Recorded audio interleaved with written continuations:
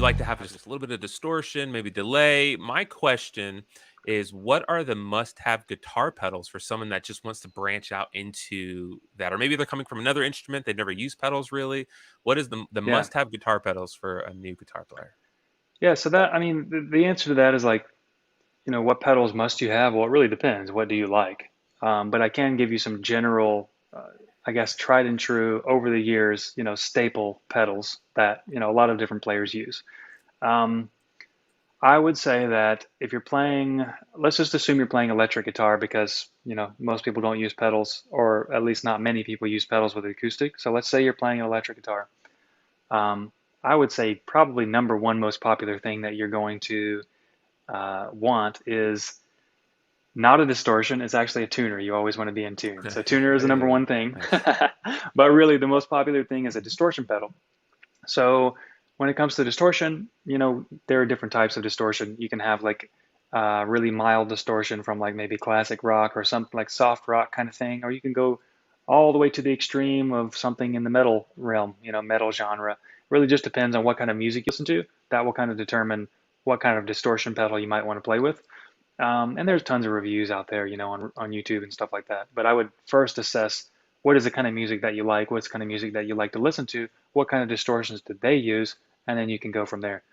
The second thing I would say, and this is just my experience, right? But second thing I would say is probably maybe a reverb pedal if your amp doesn't have reverb. So some people's amps don't have reverb, so the sound is very dry. There's no echo, there's no space to the sound. And as soon as you apply a reverb pedal, it just adds like a depth to the sound. It adds more space, like you're in a room, and that's one of those things that can inspire people to play more, to pick it up more, and to want to keep playing, get lost in the moment, lost in the music. But a lot of amps do have reverb, so I would say after that, probably a delay pedal is, from what I can tell, from my experience, is maybe the next most popular one. And what that will do is it will allow you to get what they call a wet sound or a wetter sound. So when you play, there's a like a kind of sounds like a long echo, or it can be long. There's different versions of delay, but it gives you that almost like psychedelic space to the sound, spacey type sound.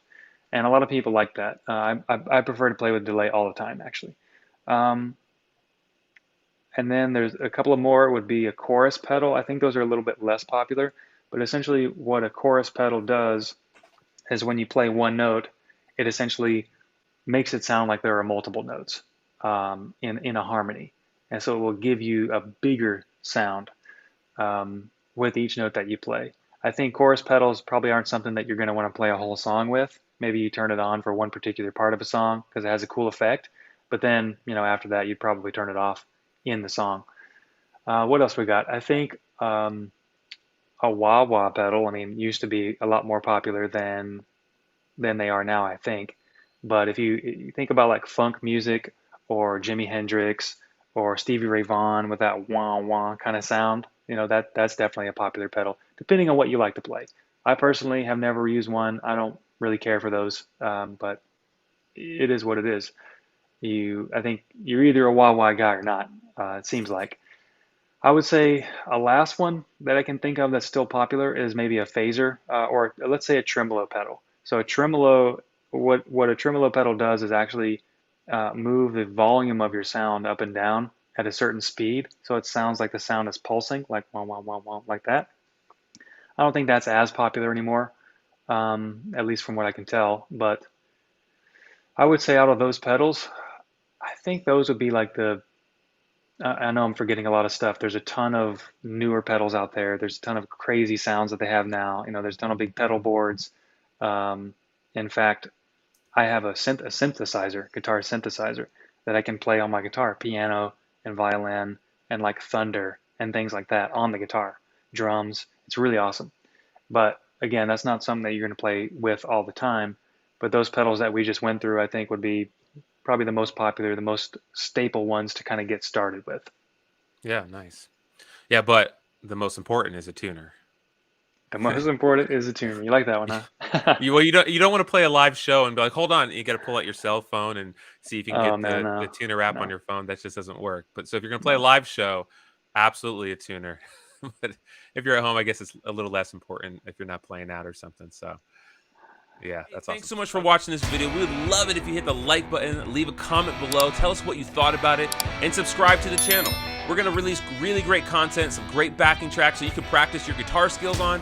And if you're interested in taking your guitar to the next level, we have a free course that we want to give to you. It's in the description of this video. It's going to help you discover how to freely express yourself on guitar without endless amounts of scales and theory. So check it out and let us know what you think. Thanks.